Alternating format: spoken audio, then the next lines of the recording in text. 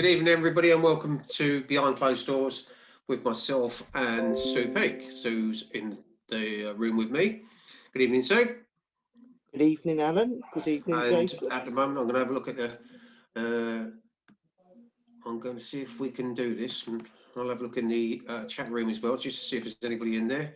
And at the moment, we've got nobody in the chat room, so I've done that.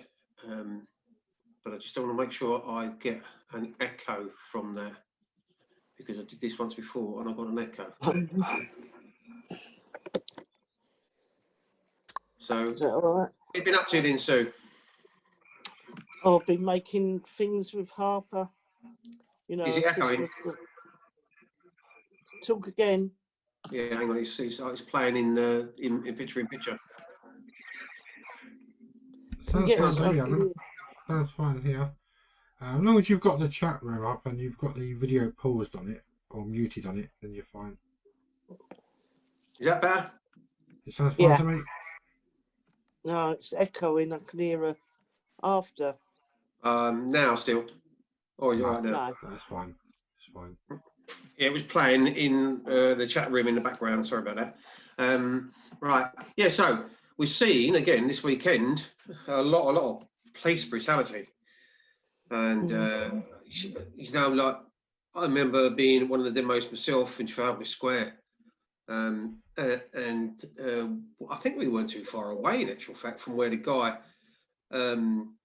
got battered across the head, and he was lying on the floor, and the police were all surrounding him, and it seemed like ages and ages and ages for him to try and get an ambulance for him. It was like a lifetime, because we were all there in Trafalgar Square, and in the end, about 6 coppers just sort of like picked him up by his clothes. He was still, was he still face down? I can't remember exactly, but I remember them dragging him away, not dragging him away, but carrying him away. He was just probably about 2 foot off the ground, and then carried him off to, I don't know if it was where the Admiralty was or somewhere there. There was an ambulance down there, I think, and they took him down there. I'm sure they did. He died from that bat strike to their head. And there's never been any mention about that, ever. Mainstream media, which really frustrates me. You know, if we're going to report the news, let's report the news. Let's talk about what is actually happening in the world. But because you watch, I don't know about you, but if I sometimes flip, I go from channel to channel. So hypothetically speaking, I might watch the ITV news, and then later on the night, I might watch the BBC news to see what kind of reaction there is on the BBC to what I've heard earlier. And then after the local news to see what's going on in my area, never very gets much of a mention in this area. And then I flit over to Sky and watch the press review. And you know, say sometimes in the press review, but it's still like, I don't know what it is. It's like they got a hand over their mouth. They're frightened to say something that's actually going to affect us all, or is affecting us all, or is like daily life, you know. And it just annoys me that we never ever see anything like this. And what was it? The guy that had a heart attack outside Marks and Spencer's because he was roughed up a bit by the police and their draconian measures. And then we had that woman pushed off a bench of a seat in Trafalgar Square. She got knocked fine. There was one at the weekend. A woman got, well, she got pushed into another woman, didn't she? Yeah, there was also an old couple sitting on a bench, and because they refused to give their details, they arrested them. A friend of ours was arrested. He was the first one arrested. He wasn't doing anything. He was walking over to the toilet. They stopped him, and because he wouldn't give his details, they arrested him. This has got to be all wrong. Yeah. This has got to be all. To me, right, a footpath has got to be a public place. Right? The Queen's Highway, the road itself, that is the Queen's Highway. Right? You are legally allowed as a a patriot of this country. I mean, I don't know why they wear Elizabeth Regina on their caps, because that is serving the Queen. They're serving the Queen. The Queen's subjects are what they're supposed to be working for. It's like our MPs. They are all representatives. All right, it's Sandy. And I thought, why weren't they in? You know, why don't they say? It's like there was an MP the other day that actually saw a woman being carted into the back of a meat wagon, and the SMP saw it and he brought it up in the House of Parliament. Can't think of his name off the top of my head. Was it Drummond? Was it Drummond? Hi, Sandy. If you can see it, Sandy. How are you doing, mate? All right. I've got Ricky with us tonight. So Hi, Ricky. Hi, Ricky. How you doing, mate? I'm good. I'm good. How are you? I'll let you get yourself comfortable. I'll talk for a few minutes while you get yourself pulled up in a chair, and then we'll come to you in a minute. I'm just going to say a few things, and then we'll come back to you in a minute, Sandy. So if you want to mute yourself for a second, Sandy, while you get moving about with your furniture and stuff, then we'll come back to you in a second. So just mute anything so we can't get any background noise. What did you say, Sue? I was saying, don't forget to mute it. Yeah.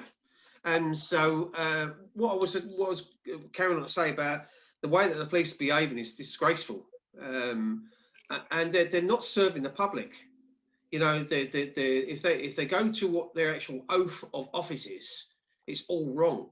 You know, Yeah. and they're not actually doing what they're supposed to do in their oath of office.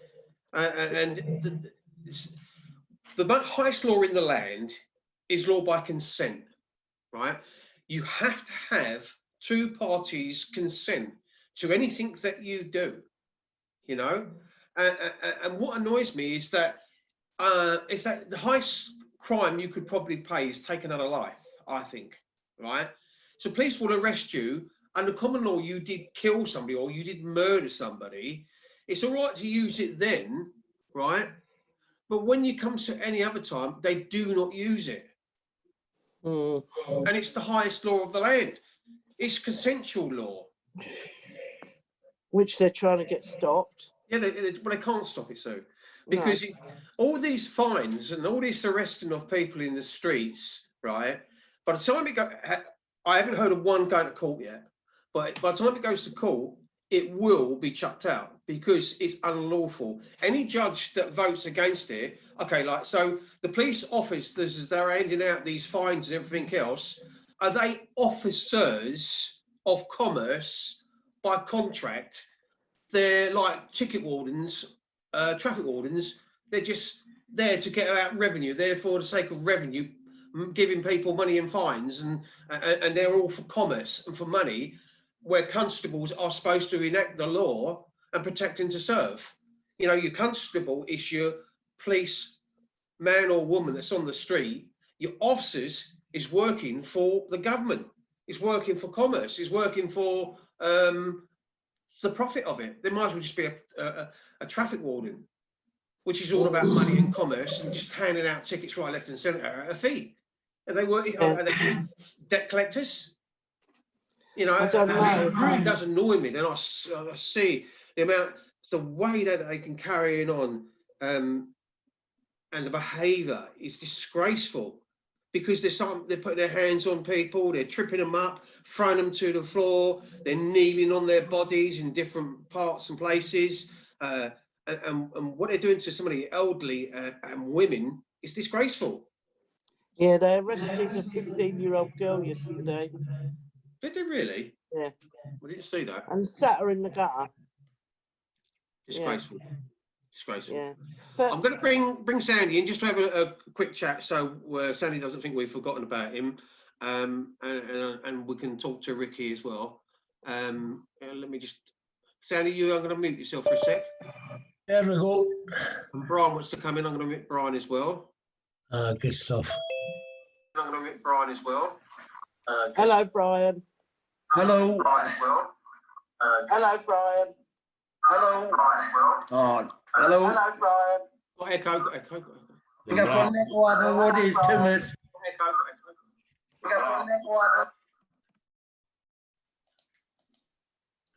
That's better. Right, so, Can you hear us now? yeah, sorry about that. I just came out. I don't know what was going on there. So somebody has to keep their eye on the chat room because for some reason I keep getting it playing in video. So I'll have to have a tinker with that. Right, sorry. Are we here? Are you there, Bri? Yes, can you hear us? Yeah, I can hear you loud and clear, Brian. You sound really, really Yeah, clear. I've got something going on with my camera at the minute, so Don't worry, Brian. I'll come back to you in a minute, Bri. yeah, no problem. I'll put on mute. I just want to talk to Sandy. Sandy, do you want to come in, mate? He's unmuted himself. That's I know what, how are we doing? Not too bad, mate. Not too bad. I was just talking about basically the draconian measures the police are taking as public bloody servants and what they're doing to their own people. And what I was trying to say is they're forgetting the badge of office they wear above their head, on their head, with Elizabeth Regina. You know, they are queen. They are serving the queen. The queen. We are the queen's subjects. We are the people of the land. You know, we are man and woman of the country. It just doesn't make sense. I was listening to what you are saying about the police officers in England. In Scotland, we had the rally yesterday, and the police officers, they were in our crowd. That's how close the police officers were at our crowd. These guys were amazing. And when I was up there, Ricky, I was in George's Square with Sue and Sandy, what, about 5 weeks ago, Sandy? Yeah. Ricky was there. Was you there, Rick? Yeah. I met you. Oh, bloody! I remember so many people. Do you know what? Yeah. So much has happened since then and now, and it's my age. No, but it is because I've got a good side and I've got a bad side. That's what it is. Yeah, you must have been showing your bad side that day.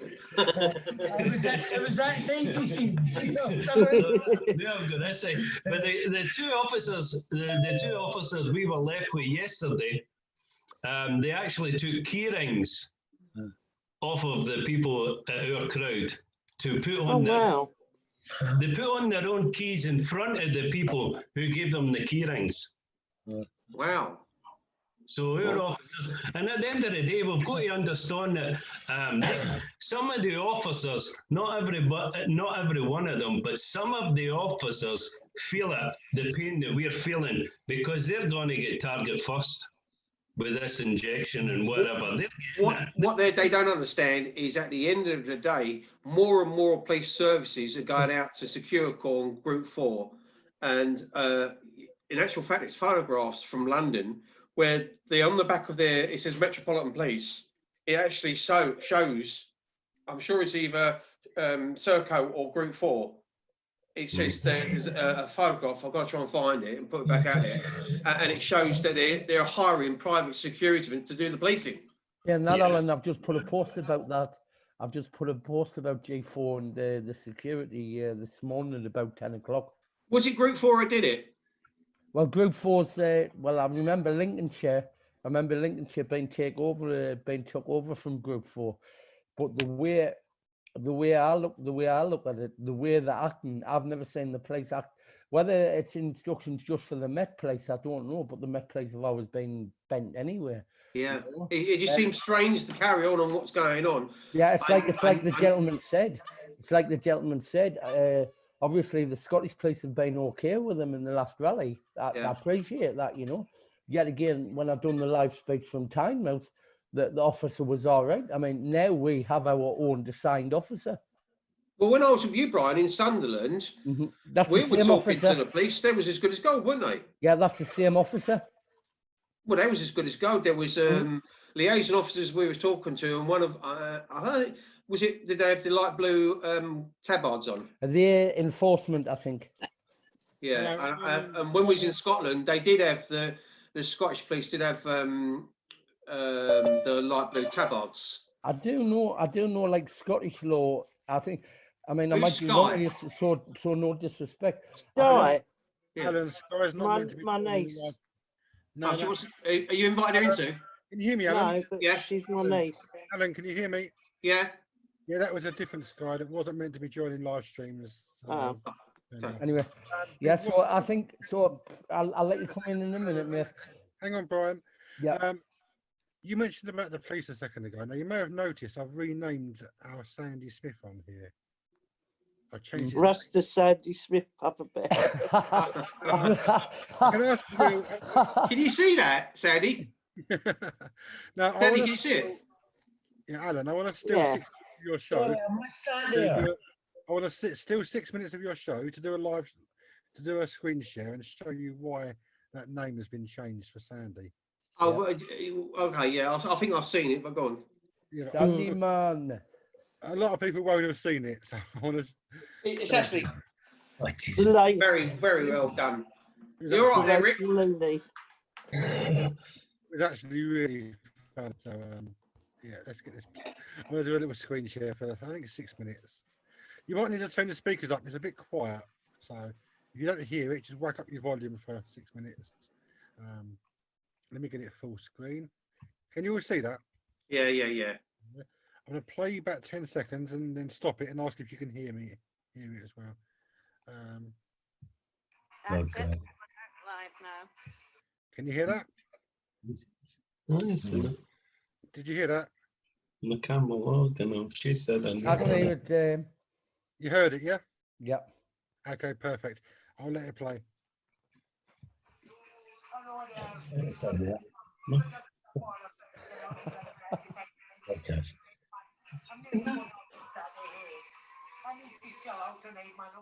you've got the same clothes on. Hi, what? And I was showing my little rocket. Now, these are just what I call chasers. That's my little chaser. And I believe I feel going at party, man. Party. So I've been working all day out in my potted shed. And I wrote a good one today. Yeah. Now, this is a party. This is a Saturday night party. One here, and I just got the one. This is a king size one, man. Yeah, man. This is the one. And also, what you can do with this one, I've still got that to load up. Wouldn't mind a couple of that. Well, but it knock you out. Again, I get the munchies. So what I do is I just get some munchies here. And they camera logs, different sponsors. And I just rub a camera log in there, thermal waiver, you need a thermal waiver. And in between, you maybe want to be free. So I just put a few flakes in there, and then I reach out. Hold on, me Bob, slow down your swimming pool, I get out, you get that right. If I stand here, it's not Peter Tosh, man. He said too much in the weed, man. He's singing off his head today. And then, hold on, I just need some of the weed too. I think I do see this.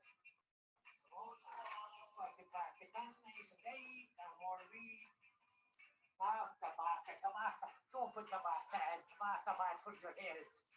Drink your weed and join it up, man. There we go. Now it's loaded up. Now I've got my munchies and my weed in here. And it's just in case I get the munchies halfway through, I can smoke them. You know, so this is the party.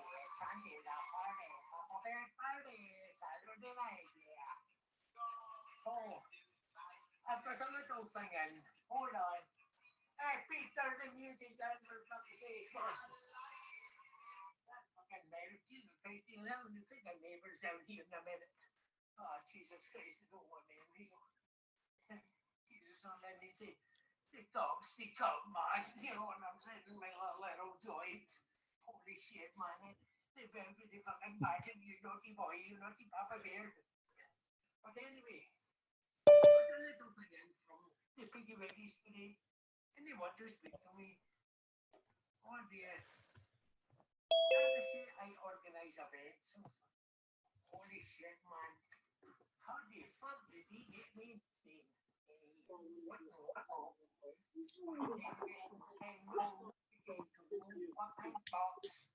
He got one that fucking speak to me, I fucking speak to him. And I think tomorrow will be a good day. Yeah, I maybe have a little smoke tonight, make tomorrow a good day. But indoor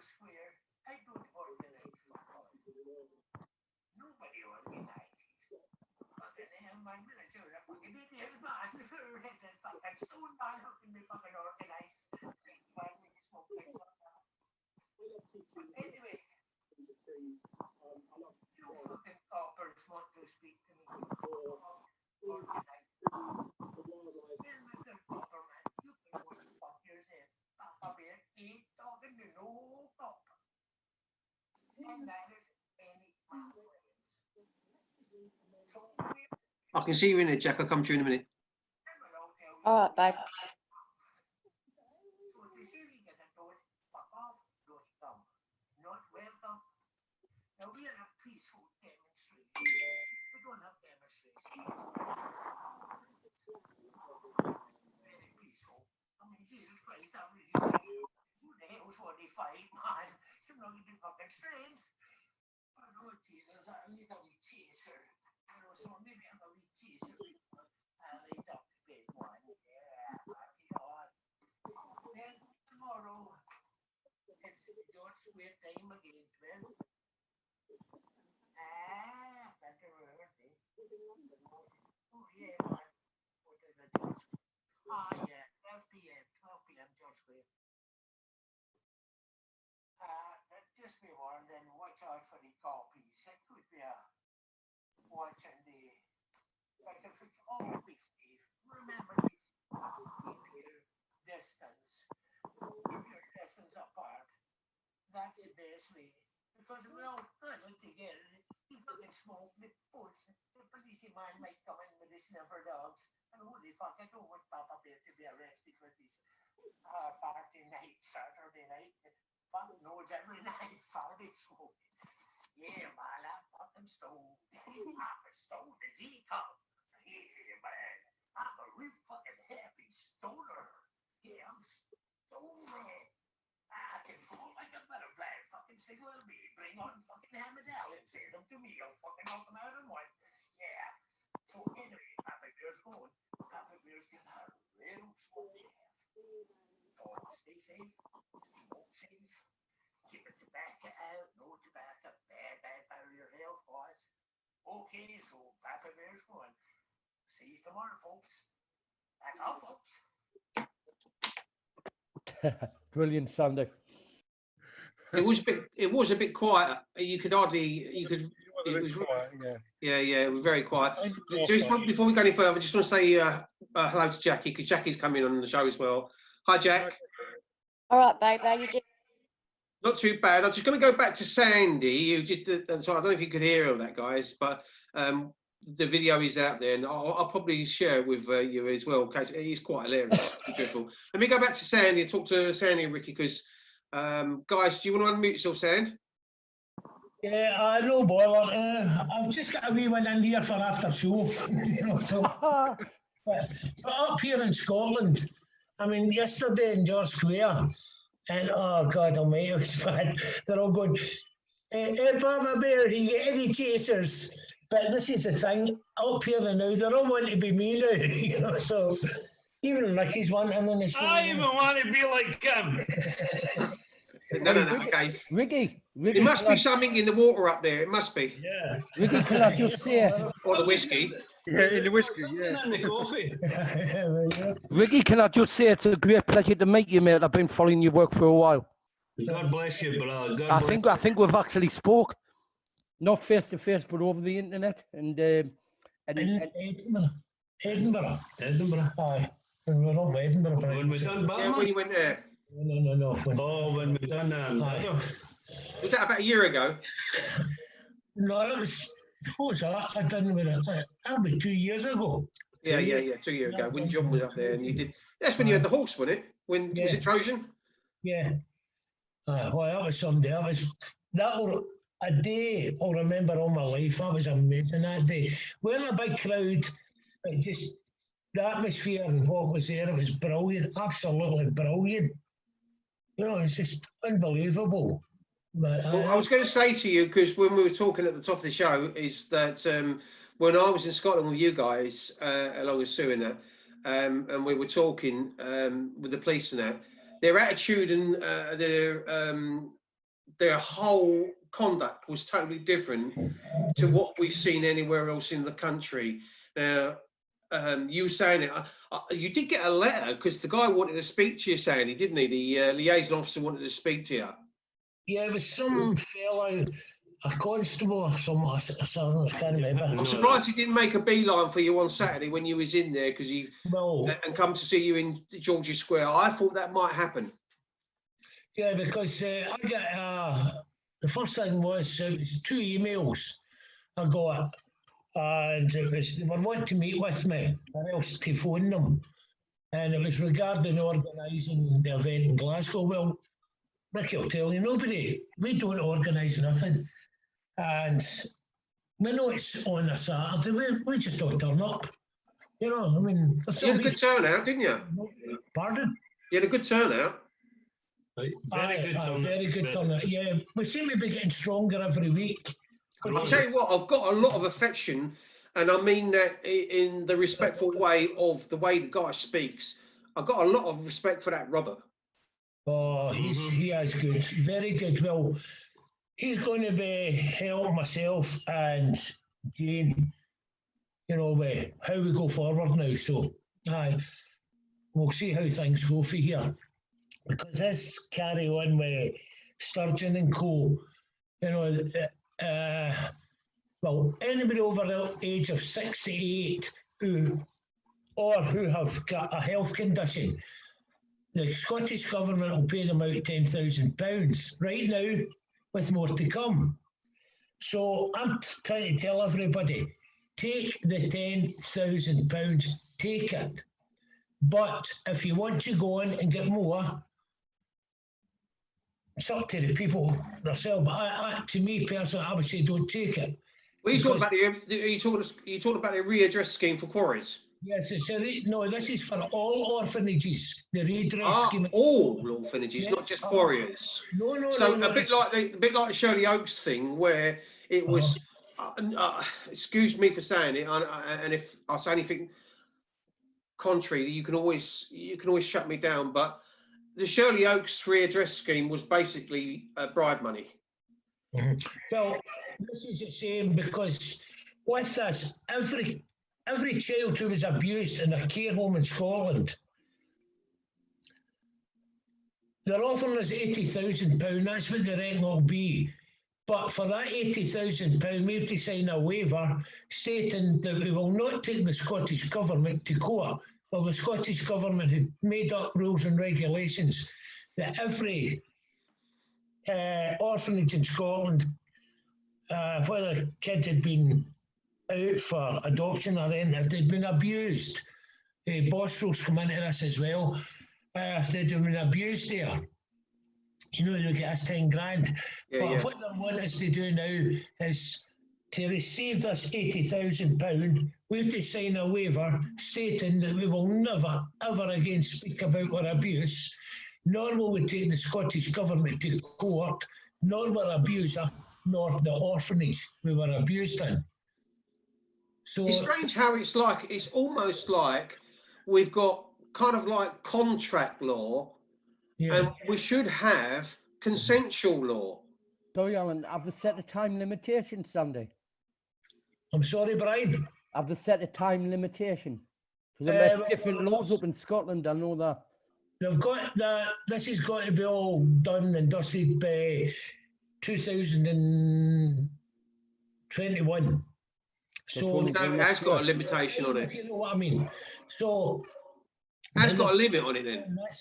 But as we met with Jane and I, we met with John Swinney, and this is one of the questions I asked him about this. I goes about this. I goes, how's it going to work?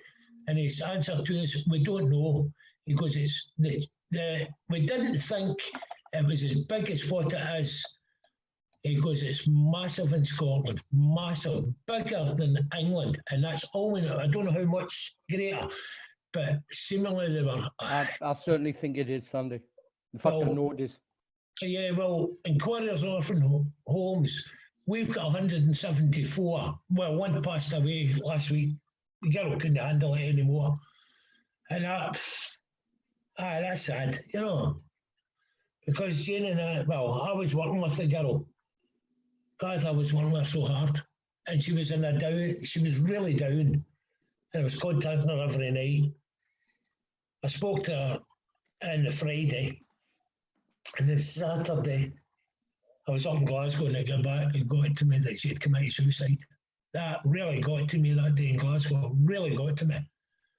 You know, I tried, but maybe not hard enough. I don't know. You know, you blame yourself, and then you sort of don't blame yourself. But I know where you're coming from on that one. I know where you're if you coming know from. what I mean, it's a hard. Well, there were a girl before, and Jane and I, we were up all night, you know, to back at 6:30 in the morning. And that was another girl that went on to commit suicide. And there's a woman that I blame for that girl's death. And by Christ, she comes to Scotland. I won't mention her name, but I think you know what I'm talking about. Her father owns a film company, I'll put it that way. Or her grandfather did or something like that. You know, he does cartoons and all, it did so white. So you'll guess what I'm talking about now. But Yeah. we lost that girl as well. And that was just, it does affect you. There's no doubting that, you know. It really affects you. But when it's someone that you've known, you know, you've been in a care home with and stuff like that, and you know that person, it makes it a wee bit harder to accept. But this is the things that what's happening. They're screwing with our minds up here, big time screwing with our minds up here. And Sturgeon, I don't know how many times I've asked her to meet with me, and she'll never meet with me. I know she'll never meet with me. They told me if I wanted to do anything, then I had to meet with my local MP.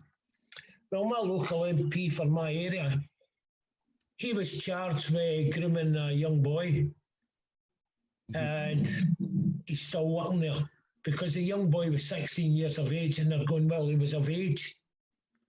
Doesn't matter, he was still grooming. Grooming's grooming to me. Yeah, You know? the class him as an adult at 16, well, in my opinion. So this is how he got off, and he's still fucking there. He's still getting his money every year, you know. Or every month, getting his wages. Now that shouldn't be. Nicola Sturgeon wants to be ashamed of herself the way she's going about things up here.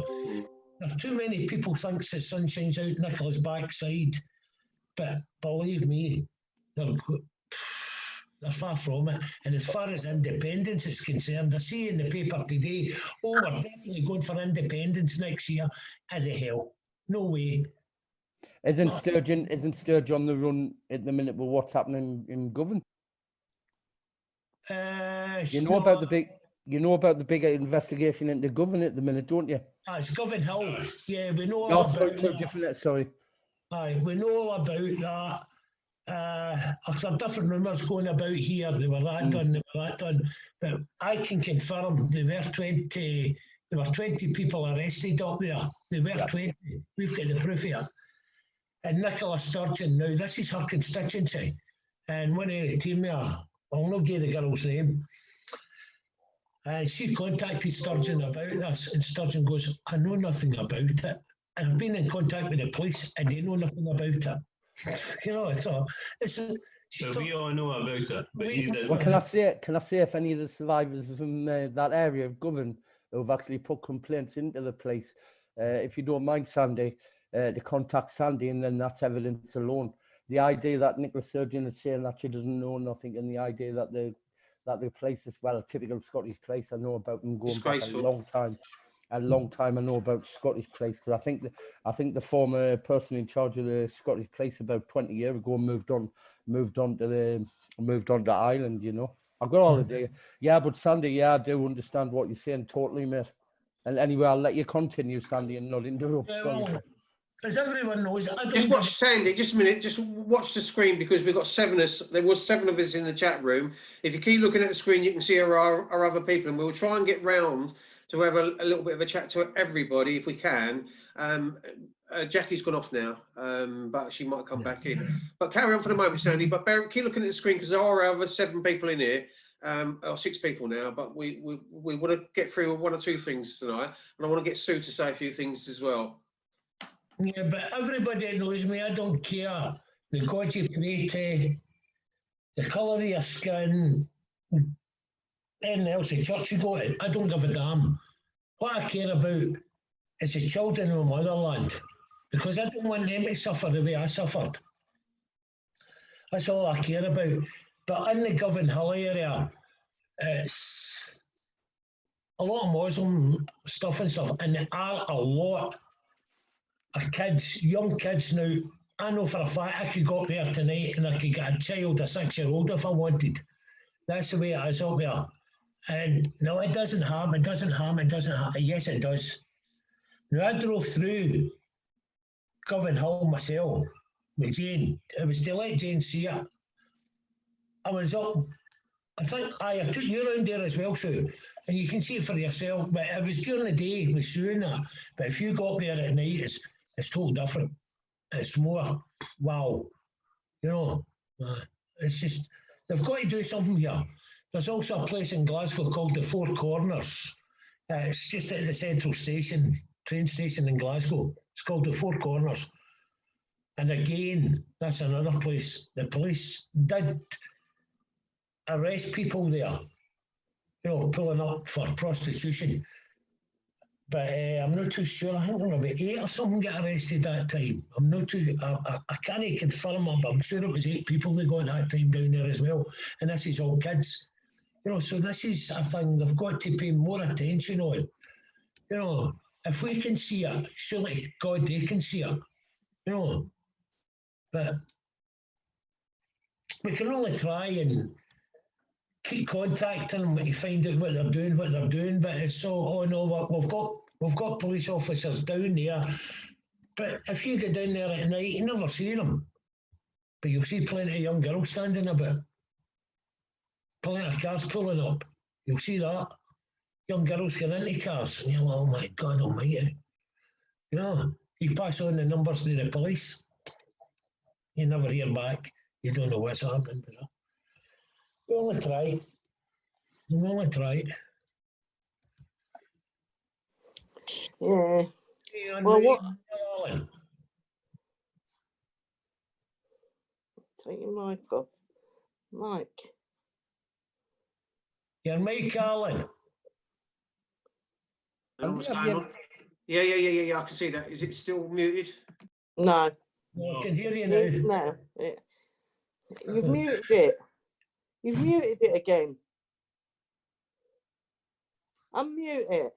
I have unmuted it. That's You you know now. you have, but you didn't. We can sorry hear you about now, that. Sue. We can hear you now. Oh, you can hear. Yeah. What I wanted to talk about was the past week or so, we've been going through quite a bit with trolls. And we was with a group and the trolls were getting to her and we protected her. But then it all came back to me. And when you tried telling this person, no, about the troll, she said, I don't want to know. But it was all right for us to take the flak for it. We've blocked them all now, but since then we've realised that just lately everything is about SRA. All over Facebook, it's all SRA. Yeah. Mm-hmm. And why we support them, but because we've been supporting them so much, our groups have gone out the window. Mm-hmm. You know, and things were done with the SRA, as Alan knows, and we found out a lot of things that we didn't agree with. So we've had to remove ourselves from all SRA now. You know, not because we're not interested, but it's just not doing any of us any good, because that's all we hear about is Wilfred Wong and everything. I'm not saying he's, you know, he is a good bloke, but... Yeah, he is, Sue. I mean... Oh, shit. What's that? Sorry, something's gone wrong. Right. It's actually quite good to hear you say this, Sue, because I think while there is a place for that discussion to go on, I think it does distract away from what Alan you, are better speaking about, which is your experiences with the care system as well. You know. Yeah. It is quite. Yeah. FRA is quite a subject all of its own.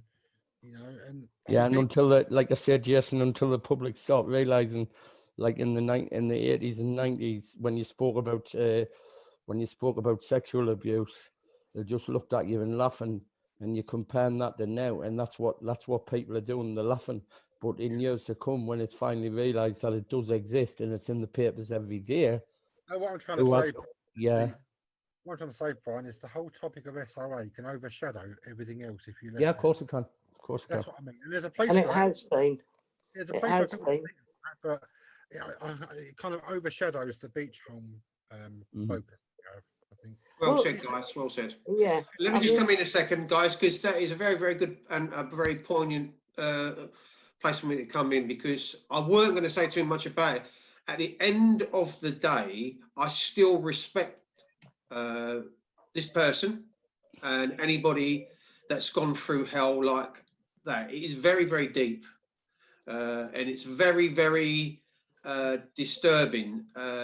My wife, when we listened to the podcast, she cried her eyes out, and I got quite emotional about it. It's very, very dangerous, very, very dark, and we are sort of moving us slightly away. And certain things were said, and unfortunately, if you put me in a corner, I'm going to come out fighting. And something was said to me, and it was kind of like turned around a little bit. The words were kind of sort of turned around and say, "Well, I didn't think you'd do that to me and treat me like that." And I thought, well, I'm not treating you like anything.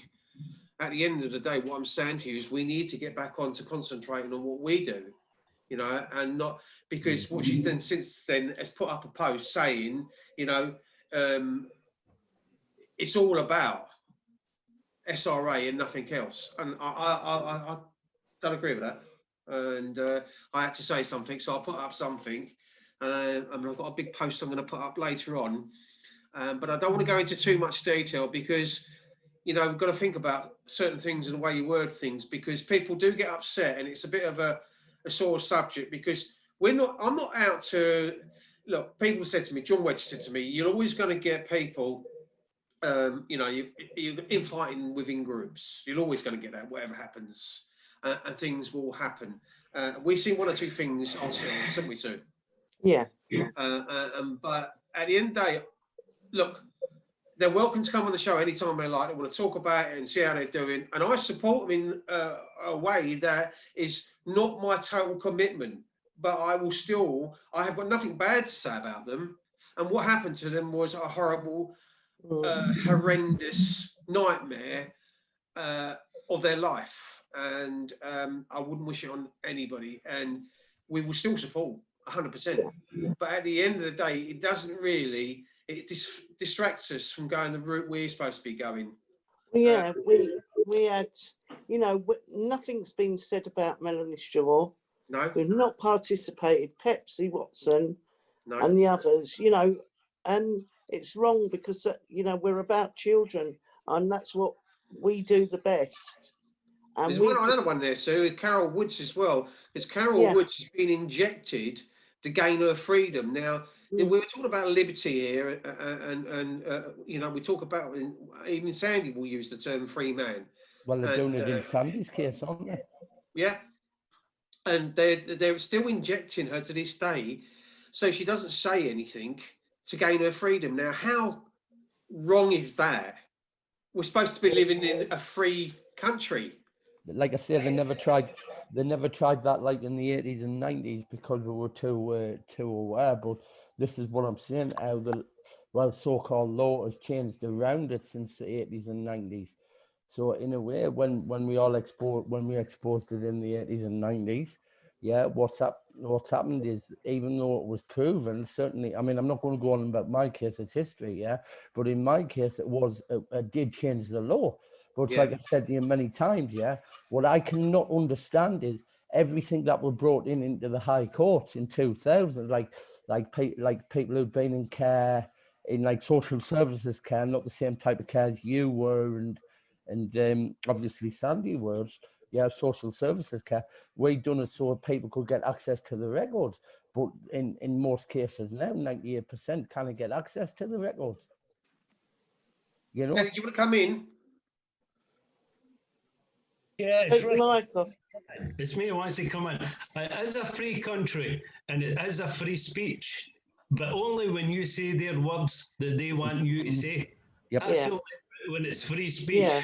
It's a free country. When you Yeah. speak their language, we're different languages. We've all got a different language here. Can I go back to one issue about your police officers? Yep. The best, I want you to, because you are in England, I want you, the English people, to find out, and the police officers that are doing the beating and the fighting against, why did they not do that with paedophiles? Give me that answer. Why did you not do that action? Yeah, because the front line know for a fact the hierarchy, their bosses, including the superintendents in their station, you know what I mean, that they are paedophiles themselves and they're too scared to go up against it. Time and time again, I'm sick of the coward police force not doing anything. When I knew officers were what I was involved with, they were damn decent officers. So I looked in the way that the officers were treating survivors, yeah. And now what I found is it's like the whole law around dealing with child abuse survivors has totally changed. Mm. And I've learned that, and I've learned through my experiences, you know. So at the end of the day, would I trust any police officer now or any police officer to conduct a child abuse investigation? No, I wouldn't. I wouldn't. And I hope the But they police are don't- listening. They don't do it to Black Lives Matter either, do they? No. They don't Well, this attack them. without going into the politics of it, at the end of the day, you've got Black Lives Matter for the skin and that, yeah. At the end of the day, there's still, as far as I'm concerned, it doesn't matter to me whether they're black, white, pink, or blue, like I've always said. Well You know, said, Brian. but they've got so much publicity, they've got so much out there. Why the hell don't they start fighting for their own kids? Because according to every Black Lives Matter, you know what I mean? No, all lives matter. In fact, kids' lives matter. Yeah. Yeah. You know, so why don't they do something to improve their image? Yeah, and start fighting for kids, because they're on about Black Lives Matter and the future generations. Well, the most important thing to me about future generations is the But safety. we touched on that, Brian, because I've turned around many times and turned around and said blood doesn't have a colour code. No, You know, we all bleed the same. Yeah. At the end of the day, I'm sorry, but I think it gets me here. This Black Lives Matter, and they want everybody to go down on one knee because their ancestors were slaves. So what happens to the British home children? And we're talking thousands. Completely correct, Sandy. Yeah. For the UK and shipped over to Canada. Well, we know we know of New Zealand, Australia, Africa, America, and Canada. And used as slaves. There's about 2 or 3 other countries. All these kids were shipped off there to become child slaves. Yep. If you go into Google, if anybody's listening tonight, just go into YouTube and type in British home children of Canada. It's a woman I'm very friendly with called Laurie of Chesky, runs us. Just watch her videos. Just watch it, and this is all true stories. There's a man there, the Irish as well. He died at 105. He was 105 years of age, and he was a British home child. And when he was 102, that's when he opened up and started telling. And that man's stories are horrific. They were a child, and it was found dead. It was on a bed, and its hands, its feet was rotten with frostbite. The child couldn't go up for a toilet, so they cut a hole in the mattress so it could do its toilet needs. Another child found it was bent up in a coffin, too small for a child. When they opened this coffin, it was a pitchfork holes. There were thousands similar pitchfork holes where this man had went. This farmer had went ballistic with him. And again, this child, his hands and his feet were rotting off, and the coffin was thrown onto a cow's dung midden to rot. That's what happened to that kid. There's children that went missing there. They'll never know what happened to them. The children's records, they were all there. birth certificate was taken off him. Now, I remember when I was in Korea, so does Jane. Now, Canada shut this in 1948. So Koreans were still wanting the money because they were getting money for these children. So they started shutting them off to Australia. And I remember seeing the kids going there, and there was one boy in my cottage, and I'll never forget that. And he was telling me, I'm going to Australia to become a cowboy. And he was going, look, Sandy, that's a real gold watch. Koreans gave all the kids a gold watch, and there were inscriptions on the back. I don't know what it was, but I always remember that. And this wee fella with his wee coat on, and a bit of cardboard with a safety pin holding us back with a number on it. And he was told, don't you lose that. No, God help me, is the famous words of the Warriors. And that was that child's ID. They just got a number. Their birth certificates, they never got. And if they did get them, they discovered that most of them, the dates of birth had been changed. So it would be hard for them to find their own families. Just like Bernardo's. Well, Bernardo's, they were all in it. This is all orphanages. And this is not just Quarriers orphan homes. This is all orphanages in the UK. We're talking hundreds of thousands of kids. Hundreds of thousands. So why do we not go down and one knee for 8 kids? Why do we never? Why does people rampage about us? But we also got to say, Sandy, as well as that, if you look at the historic photographs as well, if you go back into some of the record books, like you just said, if you Google it, and you can Google images and stuff like that, and you see some of the Welsh kids that came out of the mines and stuff like that, and they were shipped off to foreign countries as well, and there was thousands of them. Oh, yeah. And as I say, this is not just thousands, this is hundreds of thousands of kids. Sandy, wasn't there a documentary made on it? Something to do with Nottingham? Yeah, there's a thing. What's it? Sunshine and Oranges. It was called. My God, that's some. There's something on YouTube. I've seen a story about this on YouTube. There is like a kind of documentary story made, and it is on YouTube. Yeah, well, my adopted sister that you gave me talk about over in Australia, Rosemary, she's reading a book just now. I can't remember the name of it, and it goes right into detail about these kids being taken, blah, blah, blah, and everything that happened to them, all true stories. Oh, this is made up, this is true. And that's what she was saying. She's still not finished it. She goes, it's hard reading, you do break down. It's like when you go onto YouTube and you type in British Home Children of Canada, the films there, my God, there are one of them, and it took me about 3-4 nights to watch, but that was over a period of time. I just had to give myself a break. It's heartbreaking. It brings tears out of glass eye. I'm not kidding on there. Oh, yeah. Go down, go. Yeah. I'm not. Just got Sandy, let me just turn around and say Charles has been in the comment room, and he's turned around and he said that there's 1 or 2 comments in there. Charles has turned around and he was talking about this tier system that we're in. And he says London is in a tier 2 system, right? And it's 367 cases per 100,000. Now South Yorkshire is in a tier 3 system with 1 city and 3 towns, and their average is 225.82. So how is there how are we in tier 3 sort of thing? It just seems like where I am now is tier 3, the highest, and our numbers are nothing like that. Yeah, well, up here in Glasgow, they're in tier 4, and because we know what it says, everybody's born with sturgeon and they're going out, so she's coming up with us. We're going to be a tier 5. So I want to see what this tier 5 is.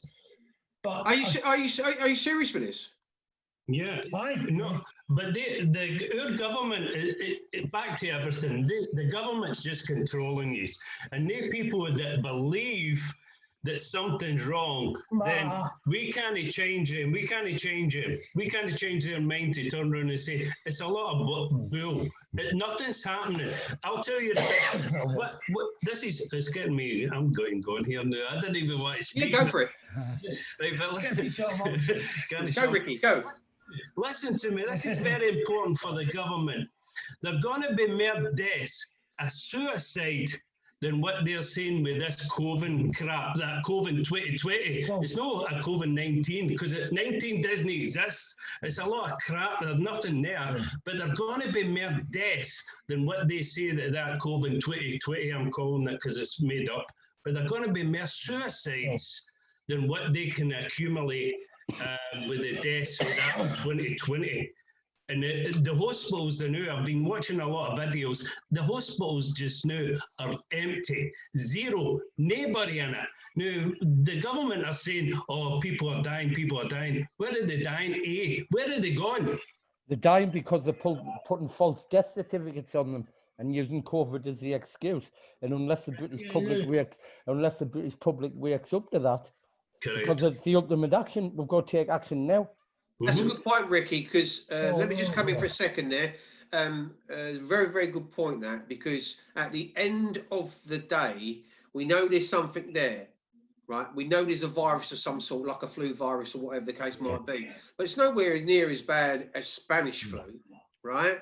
And we're talking about these big hospitals that they're supposed to have refurbished or built or whatever the case might be, the Nightingale hospitals. And there's nobody in them at all, and there's not very many people in them in the very, very first place. Some have never had any patients in them to start with. Well, right? all of a sudden, nobody's died of old age, have they? No. Yeah. Well, a couple of Saturdays ago, it was Debbie, London's Trojan. Well, she's adopted Jane and I as her mum and dad sort of thing. But anyway, Debbie, she was taken into hospital on the Saturday with a brain tumour. They done tests on her, and the Sunday they told her, oh, there's been an outbreak of corona in the ward. And the Monday morning they let her out, go home, sent her home.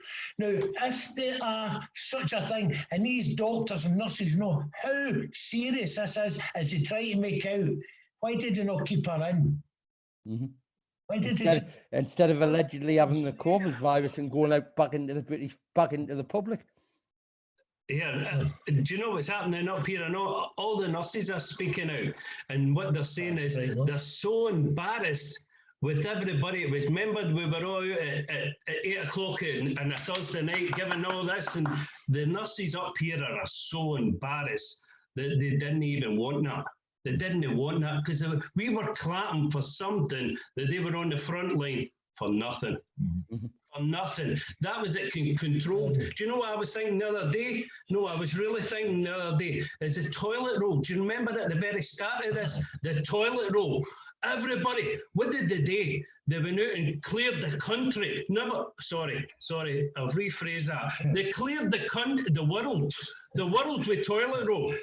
Because you know why? Because they needed enough toilet roll for the shit that they're talking. Excuse the line. They need enough for the police for the bullshit what's coming out of the mouth.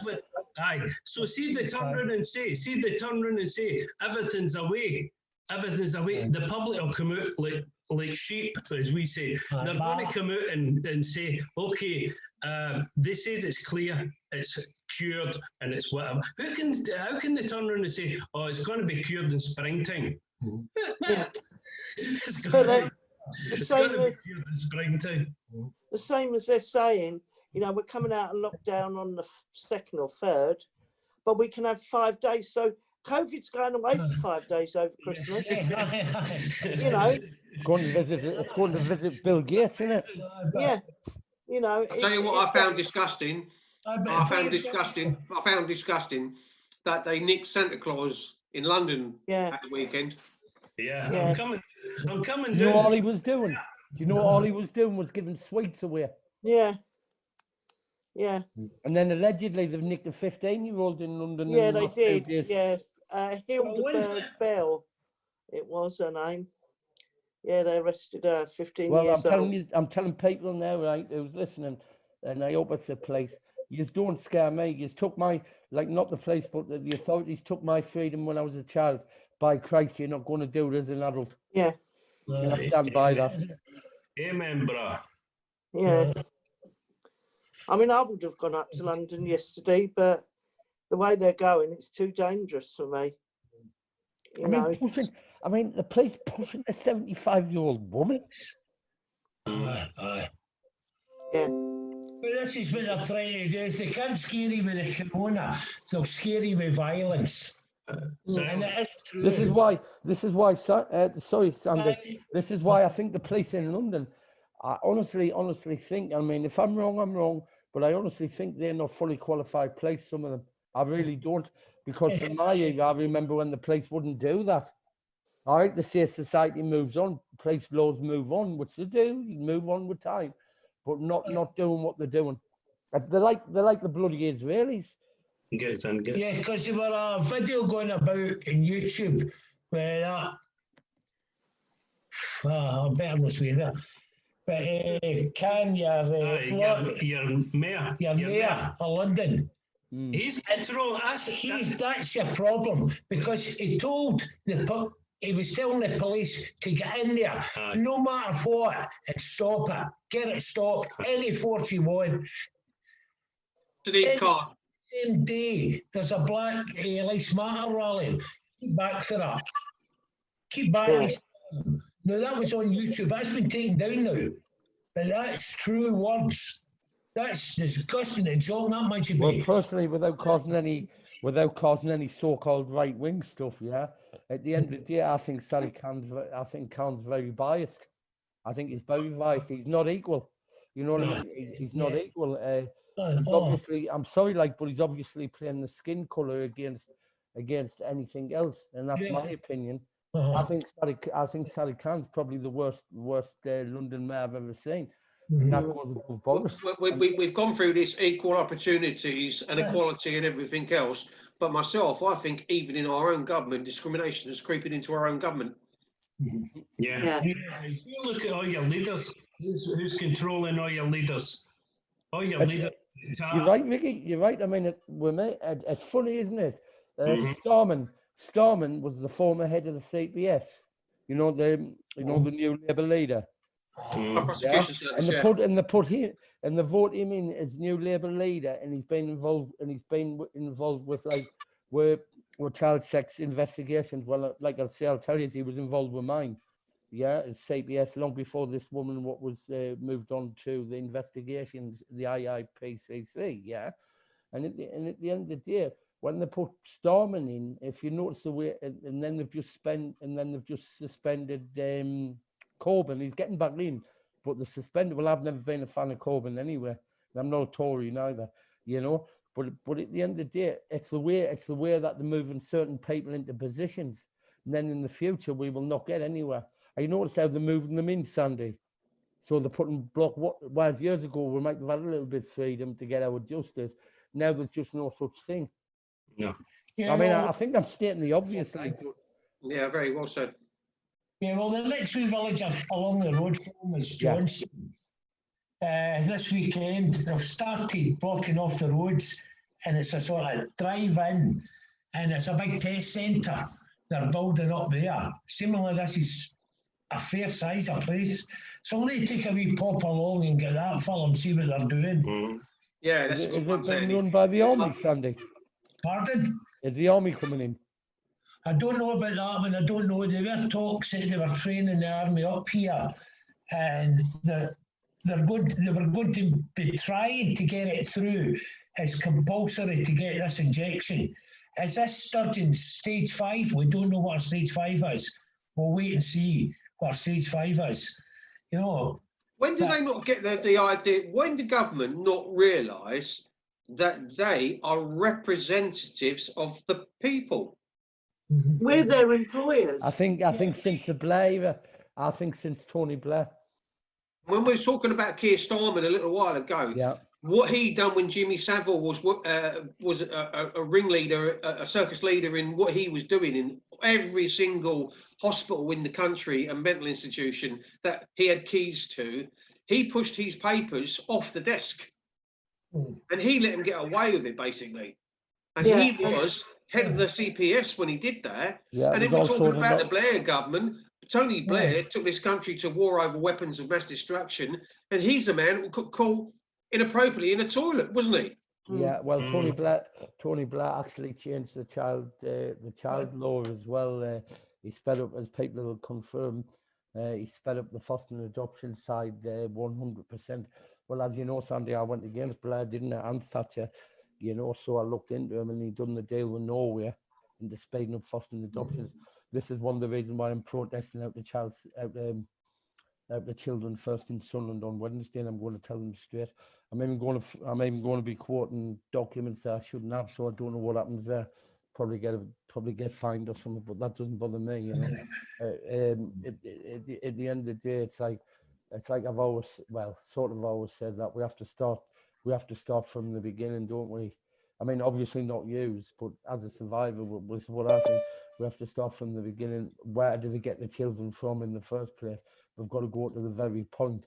Well, they go for foster and adoption sped up something like 250%. And there's a lot of social work. There's a lot of social workers now who've retired, like the ones that I knew when I was in care, and now head of foster and adoption agencies. And the foster and adoption agencies are actually private.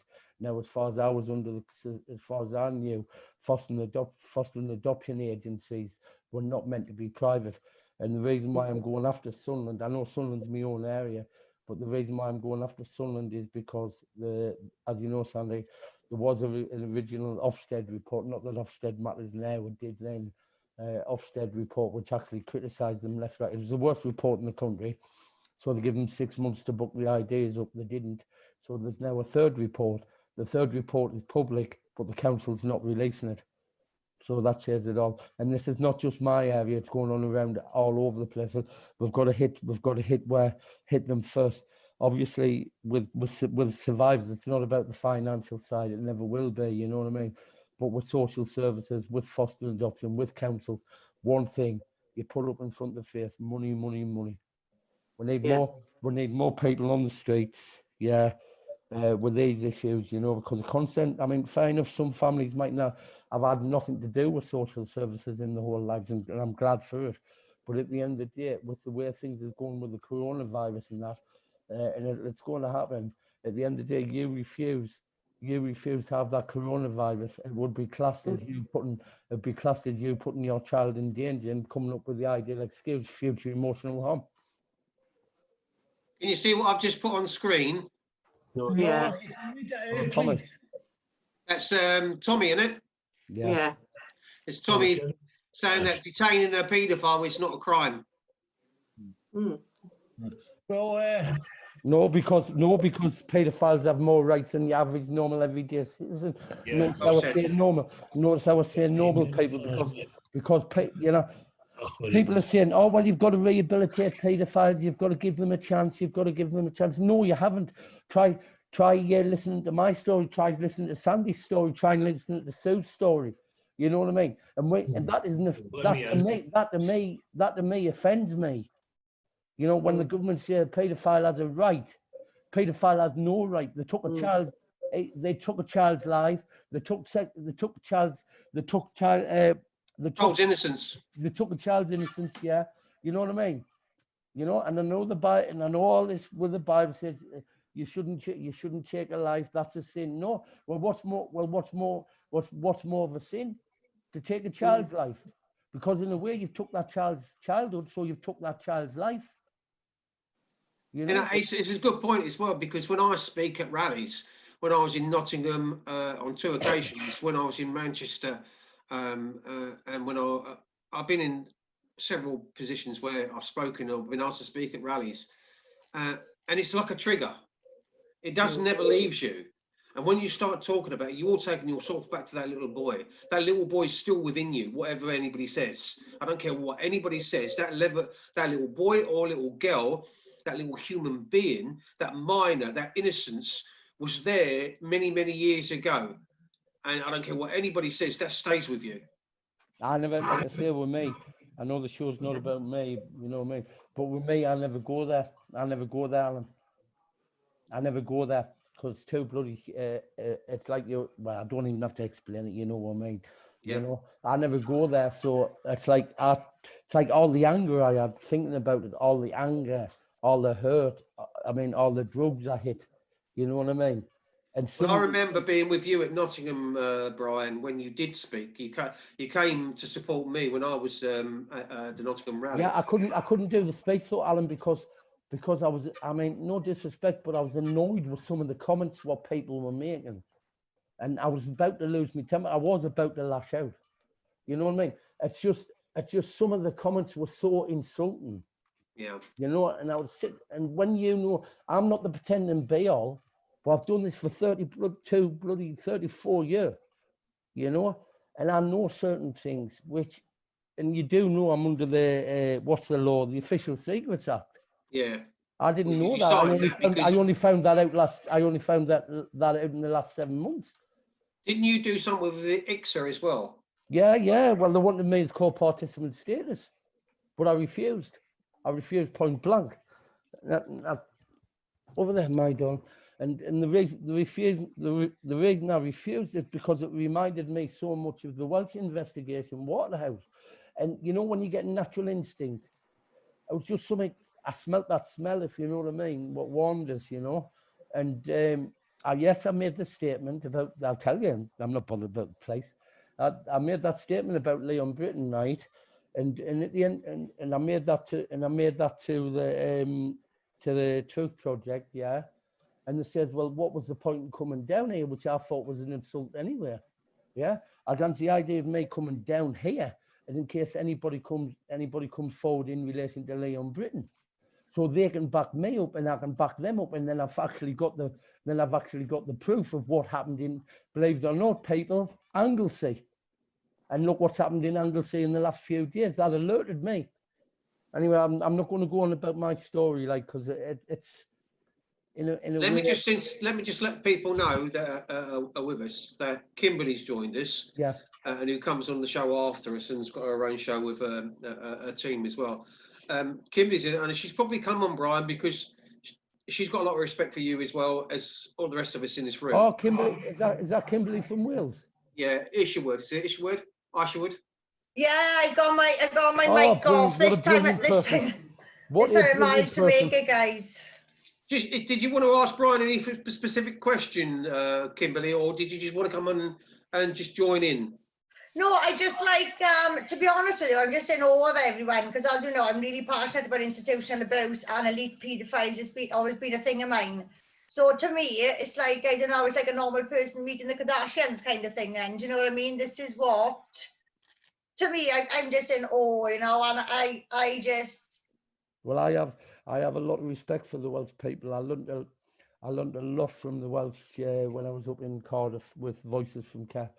They learnt me a lot. You know what I mean? It brought me forward. Can you see that, guys? Yeah. Can you see what I'm holding up? Samantha Baldwin.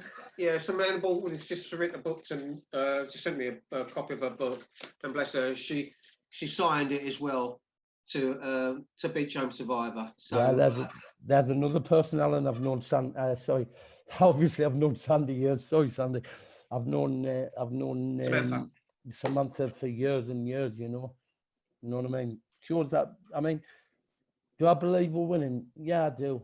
I believe we are winning. You know, I mean, the way the government's acting around child abuse to every average normal person, it's obvious that they're covering up, you know. And it's like I've always said, it's like I said to you a while back, Alan, there's going to be a massive civil revolution in this country. Yeah. 2021, and I'm going to say this, and I've said this I'd say another year and the whole country's going to go. I actually think that the people have not even realised the tide is starting to turn and go out before it comes back in one hell of a tsunami in 2021. And I'll tell you something, it's going to be, they think it's bad now. Sandy wants to come in a minute, but I'm just going to show you that again, just to say, I don't know if you've seen that, Kimberly, but yeah, there's Tommy Robinson with that T-shirt on. And it's quite poignant when you see that the arrests that they've been making over the weekends for free protest and talking about child abuse, and all the people that go out there and speak about child abuse and us lot. Exactly. You can go out on the streets. You can get fined. You can get fined for not wearing a mask. Yet a paedophile has more bloody rights. They got rights over everything, haven't they? Well, personally, and I know I'm going to get stick for this, I'd say a death penalty to any paedophile what's took a child. Well, Can you remember when Tommy's daughter was assaulted in Centre Parks? Yes. I did a quick Google of that, and I actually found an article, and it was from years ago. Centre Parks actually put out a statement saying paedophiles are welcome. Yep. Yeah, I couldn't believe it. I really couldn't believe it. Well, the I just first wanted to time have a look if the story was true. And when I found other stuff, I was just blown away. Yeah, it's not just Centre Parks, it's Butlins as well. Well, there's something that happens in the one in Blackpool, isn't there? Blackpool, they allow The naked swim, is it? Naked swims or something, and allow children or something. Well, I'll tell you what, if I'm ever swimming in, I'll say it. Naked swimming. Yeah. Could you send me a link to that, please, so I can pass it on? So what? That thing about Centre Parks, if you could. Yeah. Kimberly. That naked swimming thing, they were doing a thing up here in Glasgow. It was a private club, and they were going to hold this big thing. And the amount of people that bombarded this place, and anybody that was getting in, they didn't go in. They were too ashamed. They were brilliant up here in Scotland about that. We don't stand for that. I think you were on Henrique. I was speaking yesterday at the rally, and what I was telling them was, this is a joke for the Parliament of the UK. We'll say the UK everywhere. Parliament. This is a joke for the Parliament. There's two paedophiles, foreigners in another country, and one paedophile says to the other paedophile, "Let's go into the UK and we'll tamper with all the wains." And the other paedophile says, "No, we can't do that." And he says, "How no?" He says, they'll put us in prison if we tamper with all the wains." And the other paedophile says, "No, they'll not put us in prison. They give us a fine." And the other paedophile says, "A fine? Where are we going to get the money to pay the fine?" And the other paedophile says, "No, it's all right. They give us the money to pay the fine." And the other paedophile says, "And where will we stay?" And the other paedophile says, "It's all right. They give us a house to stay." And the other paedophile says, "Well, that's good. Let's go to the UK and tamper with the kids." And that's the House of Parliament joke. It's no joke to us. Because it'll be a good joke. It'll be a good joke to the House of Parliament, because the House of Parliament's full of chicken bastards. Sorry. Yeah, it's a good joke for them. But listen to me, I go to abroad all the time. I go to Africa all the time. And I know when I'm in Africa, the first thing, see when I'm in Africa and I do anything wrong, it doesn't matter. The whole of UK, the whole world, if you go into their country and you do something wrong, the first thing that they'll say is, "Pack your bags and get out of this country." But the UK must be the only place in the world, look at the size of the world, the UK must be the only place in the world that doesn't deport them. Yeah. Doesn't Well, it? we'll have to have our mass rally next year. Like I say, I don't understand. All right, they say in certain cases, well, this bloke died wrongly accused. This bloke died wrongly accused. You know what I mean? But we're talking about children. We're talking about evidence of where a paedophile has actually killed a child. Yeah. Yeah. How do they know deported after the day of the sentence to turn? They're terrorists. Well, as you know, Ricky, once they do the prison sentence, they're entitled to change the name. They're entitled to change the history. So in the long run, the government's actually promoting them being paedophiles. 100%. But the one that gets me as well, with both Scotland and in your area, where Parliament were MPs, not one that's alive has ever been called in about molesting children, interfering with them, and we know what's happening. There's quite a few being done in Scotland, actually. But yeah, they wait till they're dead, and then we'll mention them. Yeah, because you know what they hide behind, don't you? They hide behind that law in Parliament that no MP can be prosecuted, but no major important MP. They're like the ones that work for the Home Office and stuff like that. That's how the army, the war that we're fighting is they're on that side and we're on that side, and that's the army that we're fighting against. That's it. It doesn't matter how good a guy that you are, or how good a person that you are. You're still in that army. You're not in our army. You're in their army, and that's what the two armies are. You're either with us or you're against us. I was watching something, Rick. I don't know if this is relevant, but I was watching either, I don't know what it was, whether it was a poll or a news or thing like that. And they were saying that Nicola Sturgeon was at her most popular since she's been in office. Is that another false media? Aye. Nicola Sturgeon's support is coming down, but don't get me wrong, she's still got a fantastic support, but it is coming down. It is coming down. But she can't see that, she's too thick. We can. But I could say the same to Kimberley as well, because the Welsh leader himself, I don't know if he's that popular either. I mean, that's a brilliant backdrop as well, Kimberley. He's not popular at all. He got in simply because Carwyn stepped down, and that was all after that nonsense with Carl Sargent. That's another problem. That hasn't been addressed. You know, that's been kicked into the long grass. We'll never hear nothing about that. But no, he's not popular at all. And the same here, Labour. Like we've got people that's going to vote Labour for the sake of it. But Labour are close. You know, there's nails next to their coffin, and they are going in. I don't know if Mark Drakeford was the leader of Labour. I don't know what it's going to look like in the next election with him Labour leader, because nobody likes him. Again, there's history there, you know, there's history. Is it Clyde Cumbria what's now head of the Welsh Government? No, it's, well, to be honest with you, Brian, you can't really tell them apart. Plaid and Labour are in each other's pockets. Do you know what I mean? Yeah. They are thick as thieves, and this is a mission we're on here now, is to get rid of the Plaid Labour dynamics in there. It's Labour, it's overrun with Labour, but Plaid are in Labour's pockets big time, and they are. If you look at a lot of councils and a lot of councils across the country, a lot of the problems we have with council run Labour run councils is that the amount of paedophile problems or care problems that are related to whether it's the way it's run or I don't know what it is, but Labour have got a terrible record. Yeah, they have, and that's everywhere. No matter what you look at, it doesn't matter who's in government. When you look at the councils, you see that they are Labour run, and that is where the problems are. Yeah, because in my opinion, it's like with Sunderland, right? What they're scared of is once it's been released, that it's like, as you know, Sandy, as you know, Alan, we've just had 3 councillors. One of them got 16 years, and that's within the last year. That's right. Tommy Teapot, I was after him for years anyway. He was on the council during my case, yeah.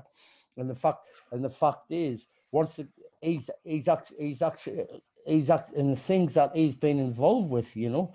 But what I've learned through everything, Operation Cooperation, you name it, right? What I've learned is it's the Freemasonry. Yeah. And I'm sorry, Sandy. I know what you mean. It's not all Freemasons. I can only speak on what I know, Sandy, mate. Yeah. And the fact is, I'm not speaking of Scottish Freemasons or anything like that. I'm speaking of Sunderland Freemasons. And England had the oldest lodge. Sunderland had the oldest lodge in England. I've even got the documents here where if you become a social services director, automatically you get offered a chance of being a Freemason. I've got that writing. I've got that of Colin Smart. I've got that in writing here. You know what I mean? Yeah, but there's a big difference with Freemasonry in Scotland and England. In Scotland, you can be working class, you can be a tramp. As long as you're upright, never been bothered with police, blah, blah, blah, you'll get in. You will get in. But down in England, and I've been in a couple of lodges down there, been in there, and I've noticed it's all upper class, really upper class. And I discovered a thing there, that to get in there, you've really got to know someone who's high up in business. Yep. Higher again. To recommend you. Down south. And so there are a big divide there. And I would say most of this abuse is down south. Don't get me wrong, it's up here as well.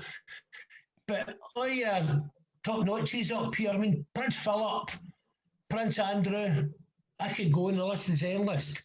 And they're in a group called the Speculative Masons. I'll probably end up dead in it or a bullet through my head for us. So just a warning, if it does happen, you know who to blame. But they're all in the speculative mob. They're nobody like myself. We wouldn't be allowed in there. We're not allowed in there. And this is all freaking paedophiles. It's run by paedophiles. We know it. But they keep a low key, don't talk. And there were one guy came out and spoke about it already. And it was one of the bridges in Glasgow. And it was going over the River Clyde. He was found with a rope around his neck and weighted down, tossed off the bridge. There were another guy spoke about it. He had a bullet through the head. And this is what they're doing. You know, I mean, if you go right into this and you research, I mean, Jane will tell you, I'm researching every day about various things because I don't come on and talk crap. What I talk's the truth, and I can back it up. But the amount of stuff our government, both in Westminster and Scotland, it's disgusting and shocking. And Brian will know the guy I'm talking about in a minute here. I know what you're going to say. There were a fellow up here. Well, it was a young girl called Holly Gregg. Yep. Now, this guy, I mean, I've known Brian. Brian's the closest thing that I've known. And, all right, we've had our tiffs, Brian and I, but we've always made it up. We've always come back stronger as brothers. I love that guy to bits. I really mean that, Brian. You know, And like I said, Sandy, you saved me a long time ago. Well, but we've been there. We know what like it is. We're all the same here, innit? But there, it was Holly Gregg. She had to leave Scotland. She went down south with her parents. And there were a bullet put through the Reverend Room window to scare them. And the guy who was supporting them was a legend to me. This guy was amazing. And I know Brian will support me in this.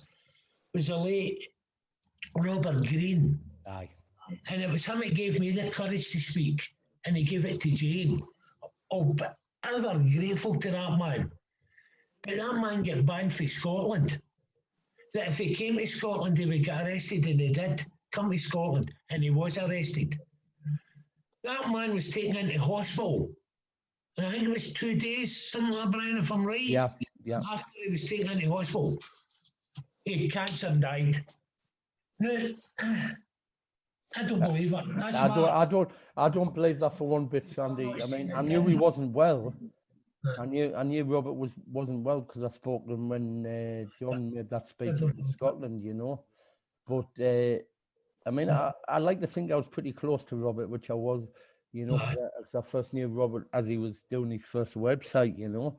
And I found with Robert, he always spoke the truth, you know, and he always did. And if you notice people, not yourself, but obviously people listening, whenever people come closely to the truth, it's either all of a sudden dead, or in some cases they've just been warned not to get involved, you know. And this is why I'm saying, what is the next step for the children? What is the next step, people? Because the more I see that, I mean, what I went through wasn't half as bad as what some have gone through. You know what I mean? To me, every survivor's story is just as bad as each other's. Yeah. Well, it's like up here as well. It's a few weeks ago, Rab S, great campaigner, the guy. Aye, yeah. He went up to Scottish Parliament and he served them with papers. And the Saturday was in Glasgow and he got arrested. No reason. They kept him 3 hours. Aye, 3 hours he was kept in for. Let it go. And they told him he hadn't to come back into George Square again. Well, I was having, like I said, I was. He fought this, and he did come back, and he was in on Saturday. He come back in on Saturday, speaking away, brilliant. But this is what they do, they scare us, they try to scare us. But they'll never, I don't think... You see, they can't scare me. They can't scare me, Simon. So yeah, they can't scare me, Sandy. You know what I mean? Because I'm not being big-headed, people. It's because we got a written apology in the Echo and the local paper. So anything that I talk about, they can't stop me. Mhm. You know what I mean? Because the previous Labour governments had apologised. Good. But I've always made it clear, I don't care what they do to me. I'll Yeah. take a bullet to the head as long as I know I'm protecting a kid. No, so that's a thing. I don't want to go in. I'm too young, you know. But the things that happens to people that speaks out, oh, you see it all the time. I mean, it's disgusting. Look at John Wedger. That's a good example. You know, there's so many. So we could go on a night again talking about people that bad things has happened because they speak out. And as Ricky was saying earlier, we don't speak their language. They don't like us. You know, so they'll think of ways to get rid of us.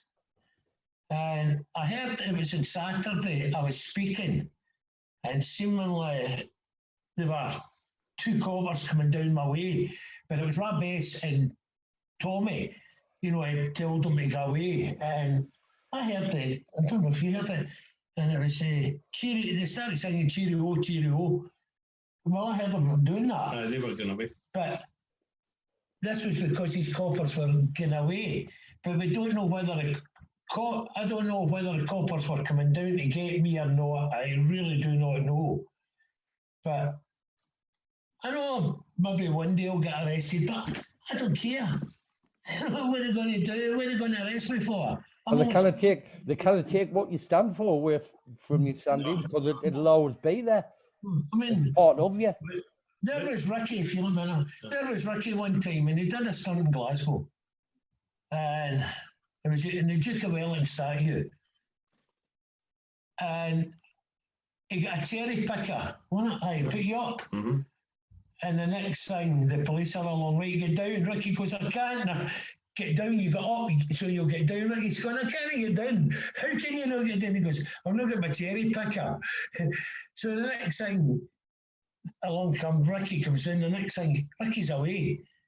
You know what? The first time I done the stunt, they arrested me for 3 hours, and then they let me out and told me no to go back to square. And then the next time they just kept on saying, £20 wasn't it for a fine? £60 fine they gave me.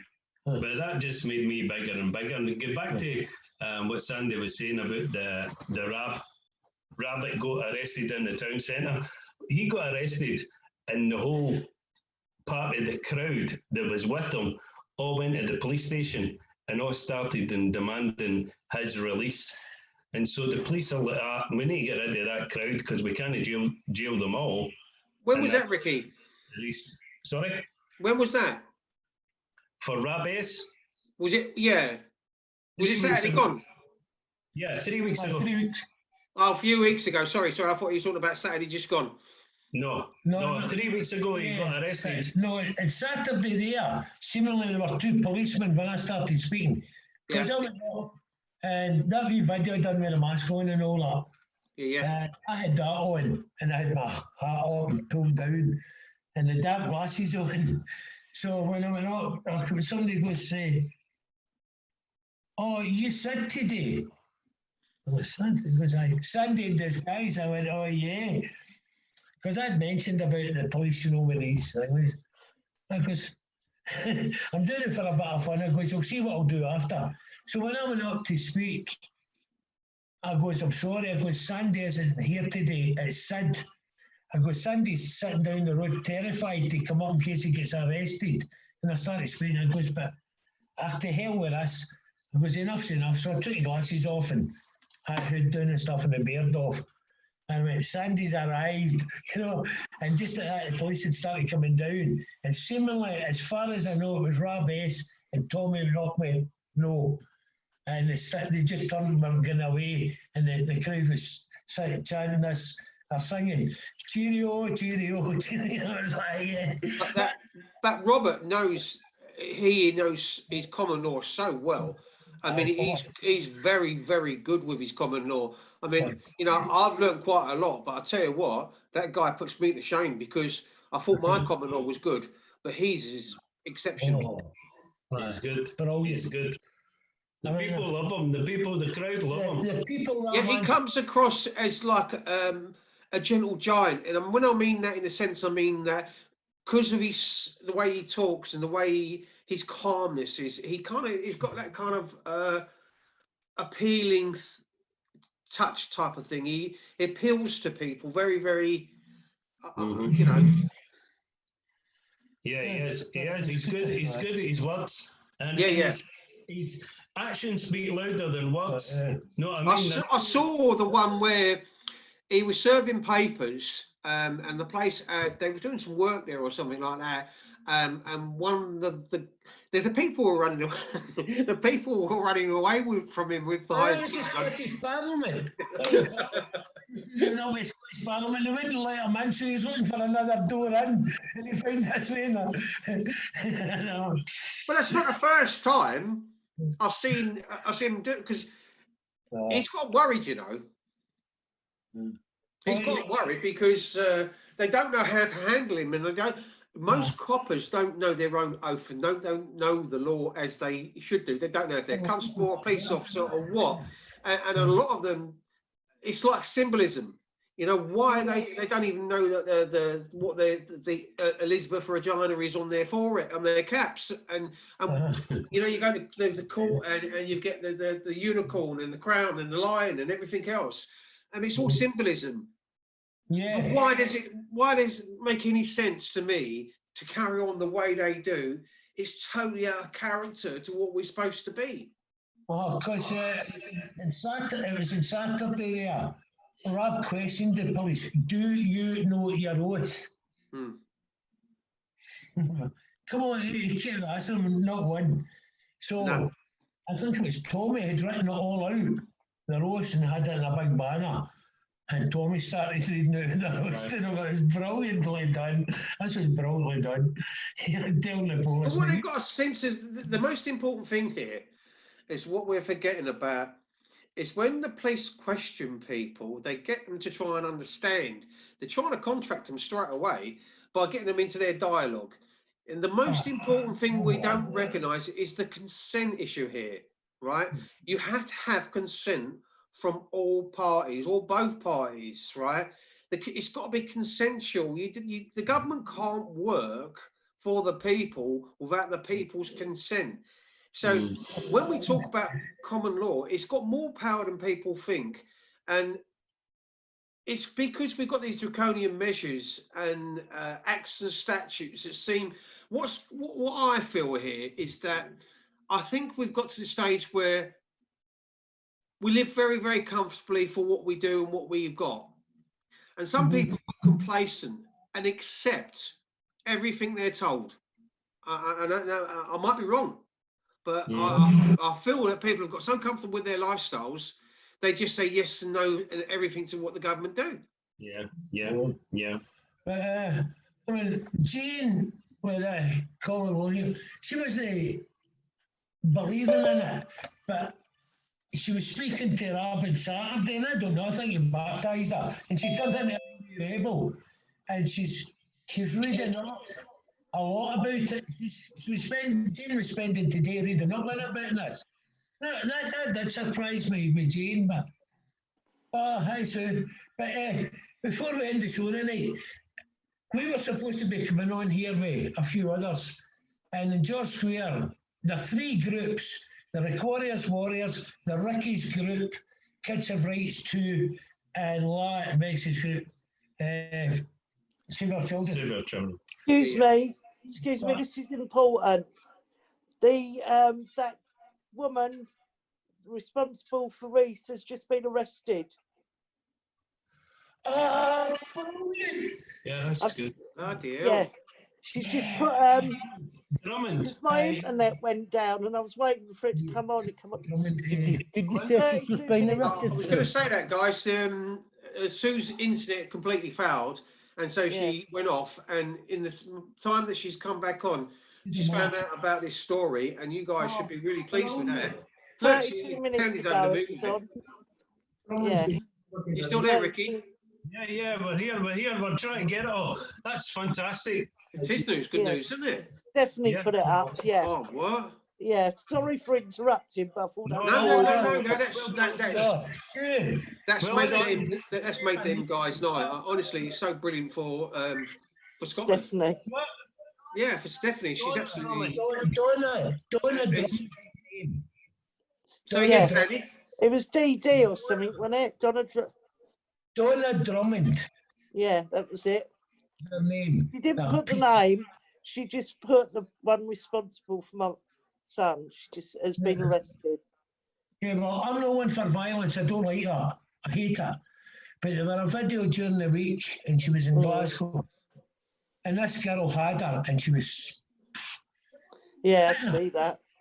and she goes, you know, you killed an innocent young boy. And she goes, no, I didn't. No, I didn't. No, I didn't. He And she drowned.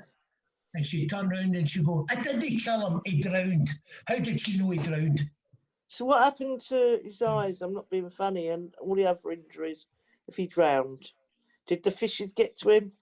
Fuck off. Fuck off. No, well, the bit that got me, it was STV, sorry. They done a documentary. Now, there are two women up here in Glasgow, and we're all supporting. She's doing great. And there's Stephanie Boner in the family. Stephanie's son, Rhys Boner, he was 17 years of age, and he was going up to his grandfather's to watch the football. And he'd been out during the day. His mum gave him some money, and he never returned home, which was unusual. And it was 2 weeks later. Oh God, the poor guy's body.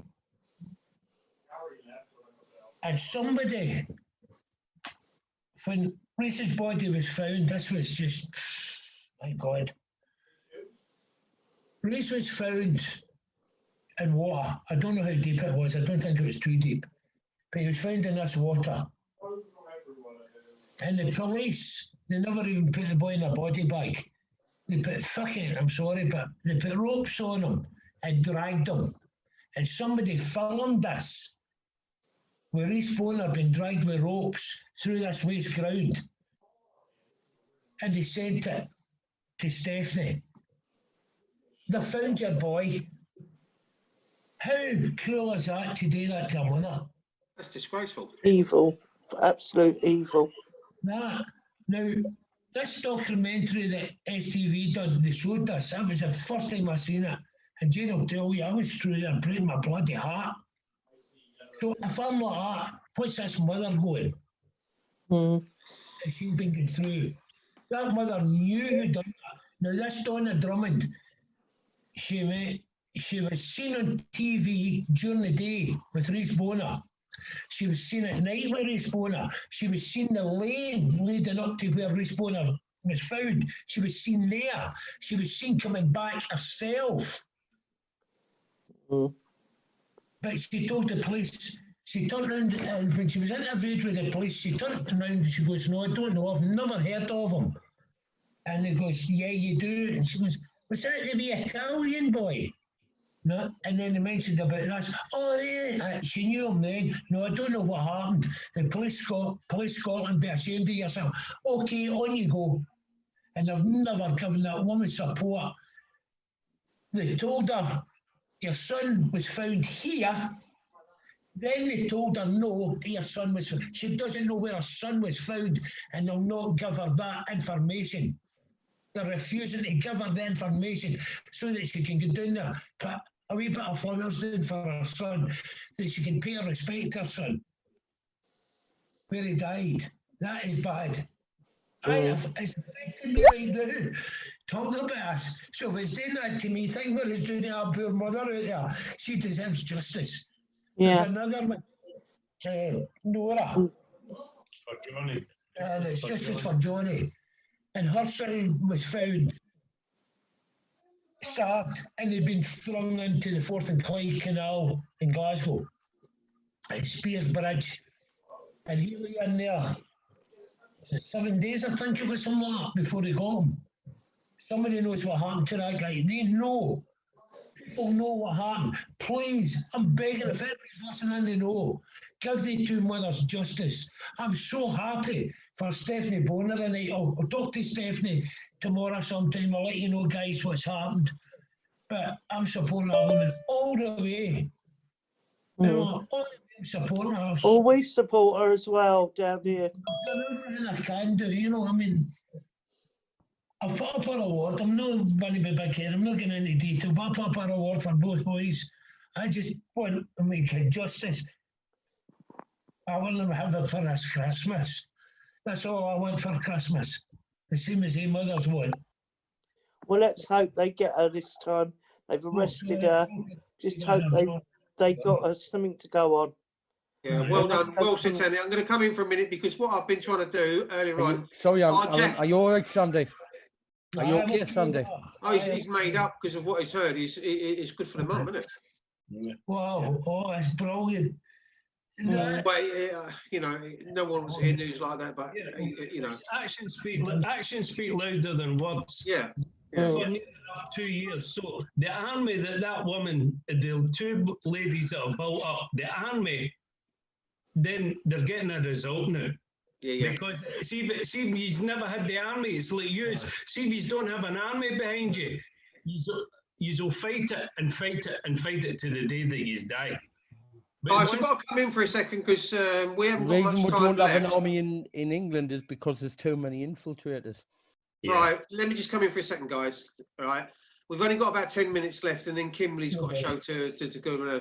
But what I wanted to do earlier on, and Jackie went off, is that I don't know anybody. If you guys know Jackie Lowry, she's got a show on Wake Up UK. She's absolutely brilliant too. Yeah. And when Jackie speaks her mind, she speaks her mind. And she's got something to say. There's no airs or graces. Jackie will say it and speak her mind. Now, if you get on the wrong side of Jackie, she will tell you to do one or to fuck off. She won't kiss no one's arse. And get her out of Scotland. You there, Jackie? Send her up. You there, Jack? Yeah, I'm here, darling.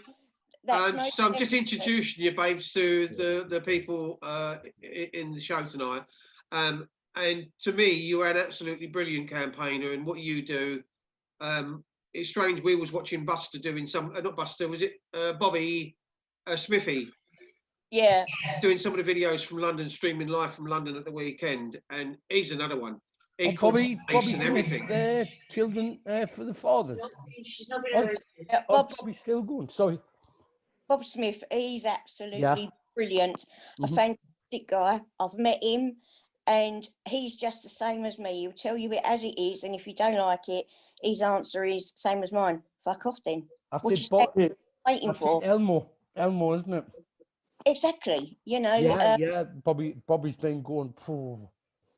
I didn't see him at the end, Jack. Did he get? Because I know he was talking about his battery at one stage was getting low. Yeah. Hang on, Sandy. I'll come back to you in a minute. I know his battery was getting low.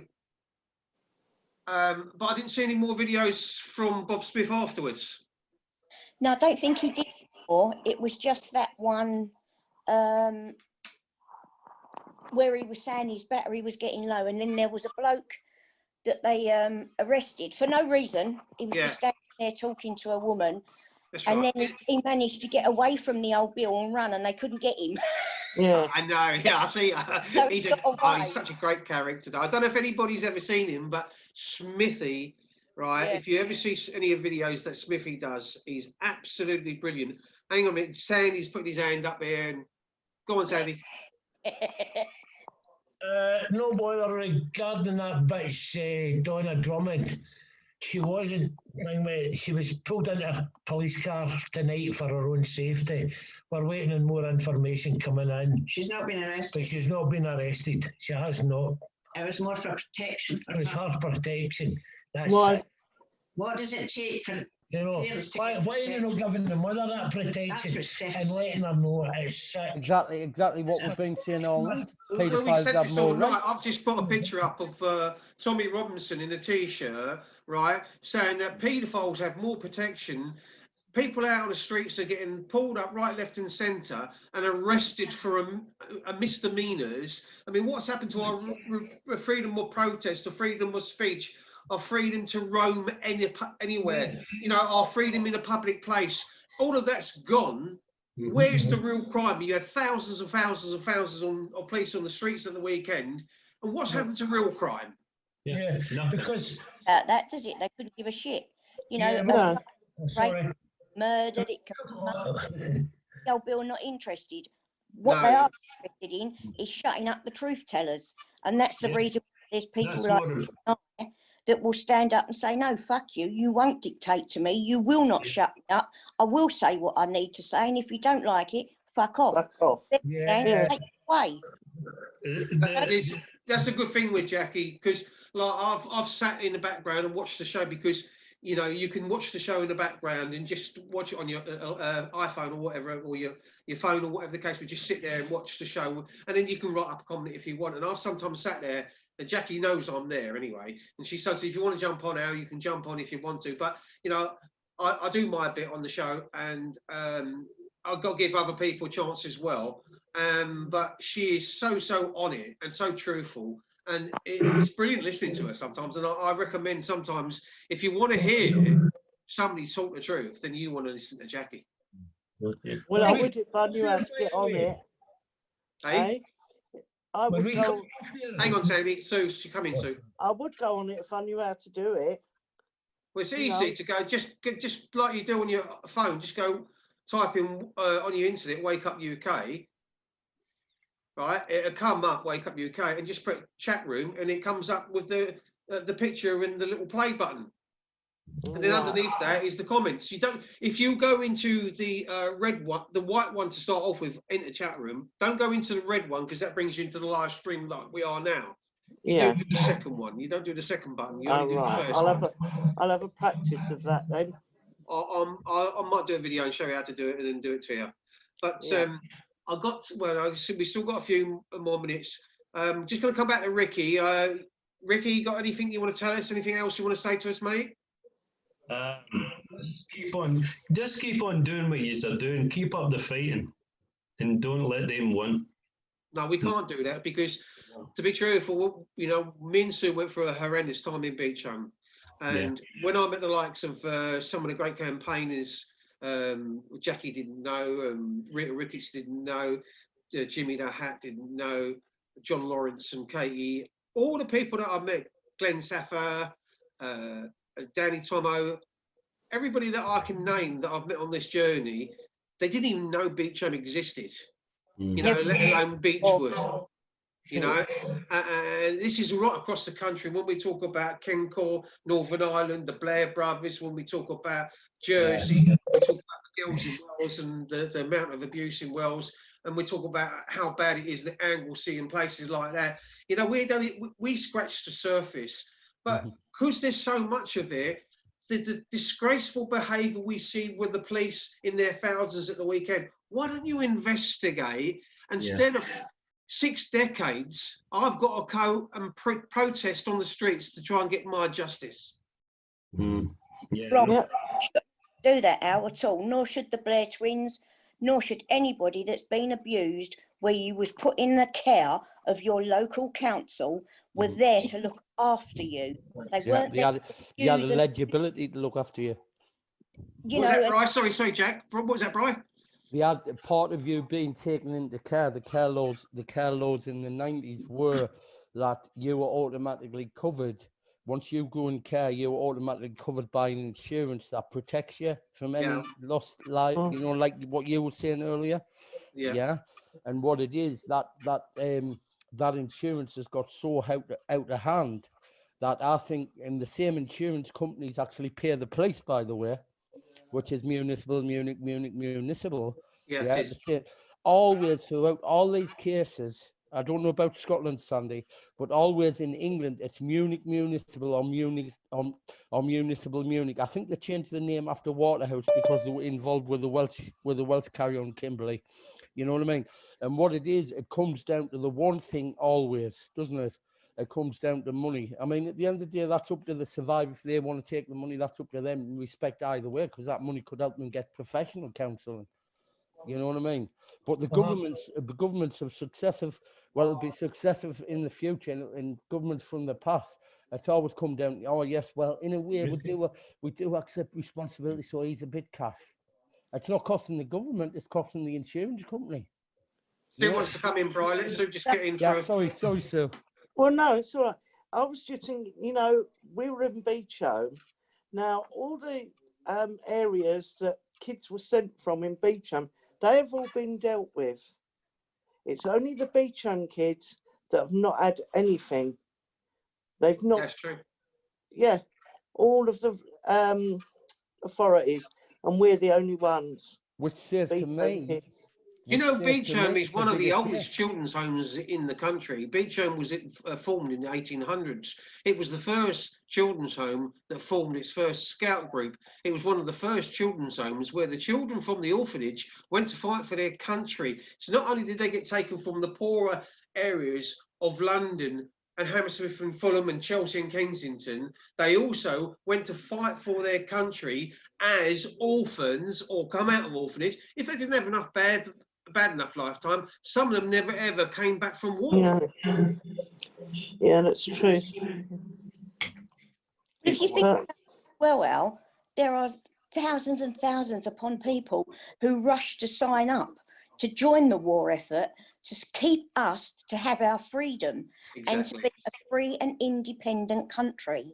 And successive governments since then have chipped away and chipped away and chipped away at our freedom. And now it's not a question of they work for us, it's we work for them. Yeah. And in their own fucking pockets and get themselves richer and richer and keep us poorer and poorer.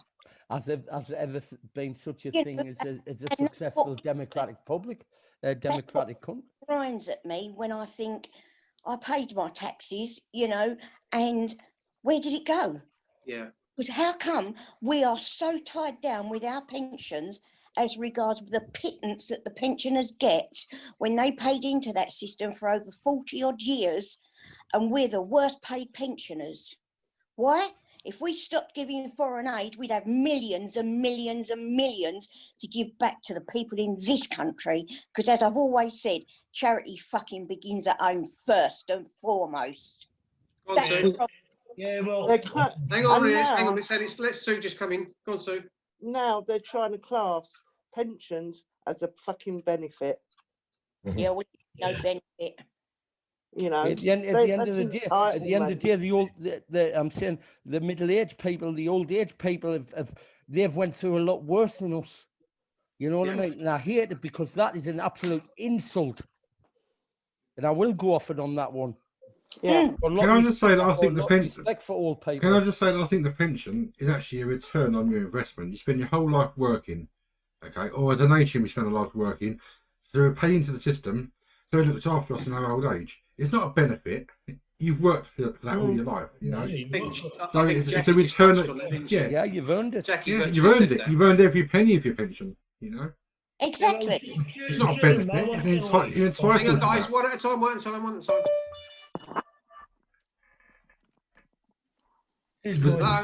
Go on, Sandy. Right. During my working life, there were a thing set up with the government, and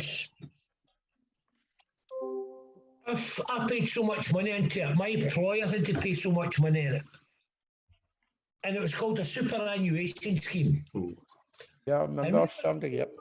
We were told that this would be a top up to our pension, so that when we retired, we would have our pension, then we would have this superannuation scheme, like a bonus. I retired, I got my state pension, my superannuation money that I was going to get, that's deducted off my pension, my state pension. They take that money off you. You don't get anything at all. I'm worse off. I'm worse off than what I would have been. Now, they're doing this just now, again, I don't know what they call it, but everybody that works, your employer pays so much, and you have to take so much off your wage. It's the same thing as superannuation. Yeah. And they're young, when they retire, I can guarantee state pension will be a thing of the past. Danny, I've got to interrupt you, mate, because Kimberly's show's going to start, or should start now.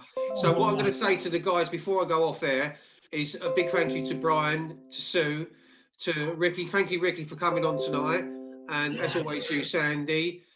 Jackie, thank you for coming back on, darling. Always a pleasure. You're welcome. Sorry I had to go, but my grandbabies wanted to talk to me. No problem at all.